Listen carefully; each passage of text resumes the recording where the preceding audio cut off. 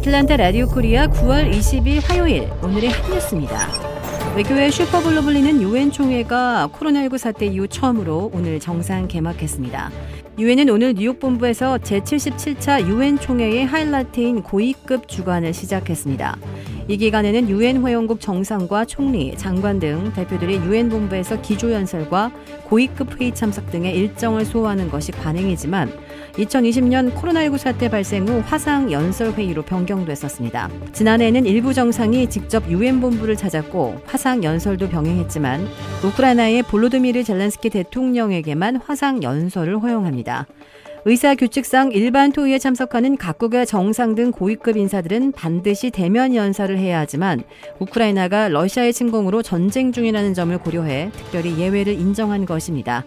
이에 따라 유엔 회원국의 정상 상당수는 코로나19 발생하기 전인 2019년 이후 3년 만에 유엔 본부가 위치한 뉴욕을 방문해 직접 연설하게 됐습니다. 오늘부터 26일까지 진행되는 정상 기조 연설에서 가장 눈에 띄는 것이 미국의 순서가 변경됐다는 것입니다. 유엔 총회는 브라질 대통령이 맨 처음 발언을 하고 유엔 본부 소재국인 미국 대통령이 두 번째 순서로 연설하는 것이 관행이었습니다. 그러나 조 바이든 대통령이 전날 영국 런던에서 열린 엘리자베스 2세 여왕의 장례식에 참석하는 것을 이유로 일정을 하루 미뤄 21일인 내일 연설하는 것으로 조정했습니다. 올해 유엔 총회 기조연설에서 가장 주목되는 주제는 전 세계 안보와 경제에 영향을 미치고 있는 우크라이나 사태입니다. 미국이 연속 금리 인상에도 물가 급등을 잡지 못해 고물가, 고금리, 불경기에 동시에 빠지는 스태그플레이션에 내몰리지는 않을까 우려되고 있습니다. 연준이 20일인 내일도 최소 0.75%에서 많게는 1%포인트나 기준금리를 또 올릴 것으로 예상되는 가운데 물가 급등의 다른 원인들인 식량과 에너지의 공급난, 주거비 등은 통제하지 못해 물가 잡기가 어려운 상황에서 경기 침체만 불러올 것으로 경고받고 있습니다. 이 한때 운영이 중단됐던 미국의 투자이민 제도가 최근 재개되면서 중국, 인도 부유층이 몰리는 등 부활하고 있습니다. 일자리를 창출하는 미국 법인에 최소 90만 달러를 투자하는 외국인에게 영주권을 주는 EB5 프로그램은 2008년 이후 370억 달러의 외국인 투자를 끌어들였습니다. 하지만 이민자를 노린 사기 등 각종 탈법 논란에 휘말린 끝에 작년 6월 제도 연장을 위한 하원의 재승인을 받지 못하면서 운영이 유보됐습니다. 이에 따라 지난 3월 하원을 다시 통과하고 조 바이든 대통령이 서명한 새 법안은 사기를 방지하기 위해 회계감사와 현장 실사를 강화했습니다. 특히 일자리가 적은 곳에 일자리 창출을 유도하기 위해 도시가 아닌 지방이나 실업률이 높은 지역에 투자할 경우 영주권을 조기에 내주는 방안도 포함됐습니다. 게다가 이번 투자 이민 재개는 코로나19 봉쇄 등으로 부유한 중국인들이 중국을 떠나려 하거나 대안을 찾고 있는 가운데 나온 것이어서 한층 관심을 모으고 있습니다. 투자이민 컨설팅 업체인 헨리앤드 파트너스 등에 따르면 올해 자금을 해외로 빼내려는 부유한 중국인들이 약 10,000명, 이들의 자금 규모가 480억 달러에 달하며 이민을 하려는 인도인의 부유층도 8,000명에 이르는 것으로 나타났습니다.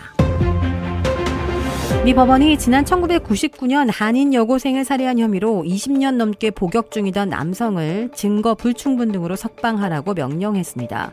메릴랜드 지방법원의 멜라시 핀 판사는 정부가 피고인의 변호에 도움이 될 수 있는 증거를 공유하는 법적 의무를 위반했다면서 현재 복역 중인 41세 아드난 사회들을 석방하되 위치 추적 장치를 부착해 자택에서 연금하라고 명령했습니다. 또 법원은 메릴랜드주에 대해 30일 내로 소송을 다시 제기하거나 공소를 취소해야 한다고 밝혔습니다. 이 사이드는 1999년 1월 당시 여자친구였던 이 모 양을 목 졸라 죽인 뒤 인근 공원에 암매장한 혐의로 기소돼 2000년 종신형을 선고받았습니다. 그러나 사건을 1년 가까이 다시 조사한 검찰은 2명의 다른 용의자에 대해 새로운 정보를 확보했고 이전 재판에서 증거로 사용된 휴대전화 기지국 정보를 신뢰할 수 없다면서 최근 법원에 유죄 판결 취소를 청구했습니다. 사이드에 대한 재판을 다시 진행할지 혐의 없음으로 사건을 종료할지는 진행 중인 조사 결과에 달렸다고 설명했습니다. 한인 여고생 피살 사건은 지난 2014년 한국의 팟캐스트 프로그램 시리얼이 재조명하면서 전 세계적인 반향을 불러일으켰습니다. 멕시코 중서부를 뒤흔든 규모 7.6의 강진으로 2명이 숨지고 10여 명이 다친 것으로 잠정 집계되었습니다. 라우라 벨라스케스 멕시코 시민보호국장은 현지 시간 20일 대통령궁 정례 기자회견에서 전날 있었던 지진과 관련해 진원과 가까운 콜리만주 만사니호에서 2명이 사망했다고 말했습니다. 이들은 쇼핑센터 구조물에 깔리거나 체육관 지붕이 무너지면서 목숨을 잃은 것으로 전해졌습니다. 벨라스케스 국장은 미성년자를 포함한 10여 명이 상처를 입었고 테코만에서는 가스가 폭발해 성인 1명과 미성년자 2명이 크게 다쳤다고 전했습니다. 200여 채 건물이 파손되기도 했다고 그는 덧붙였습니다. 특히 미초아칸주와 콜리마주의 피해가 심해 병원 또는 진료소 30여 곳을 포함해 주정부 본관과 대성당 등이 손상되었습니다. 강진 이후 이틀 동안 크고 작은 여진도 계속해서 이어지고 있습니다. 한편 전날의 강진은 1985년과 2017년 대지진의 발생일과 같은 날 일어난 것과 관련해 멕시코 국립자치대는 과학적 근거가 없는 현상으로 순전히 우연의 일치에 불과하다고 발표했습니다. 주택 구매뿐만 아니라 커머셜, 웨어하우스, 비즈니스 건물까지 부동산계의 큰손 이주환 부동산.